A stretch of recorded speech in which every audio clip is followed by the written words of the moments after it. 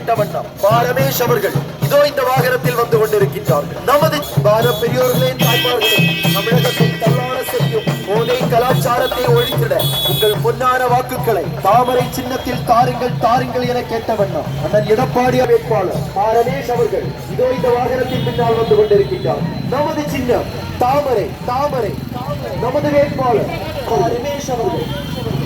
பெரியோர்களே, தாய்மார்களே, அண்ணன் அண்ணாமலை அவர்கள் சுட்டிக்காட்டிய வேட்பாளர் அண்ணன் மிக சிறப்பான வரவேற்பை தந்த பெரியவருக்கு நன்றி கலந்த வணக்கத்தையும் தெரிவித்துக் கொண்டு தமிழகத்தில் எடப்பாடியாருடைய ஆட்சி அமைய இங்கு தாமரை மலர்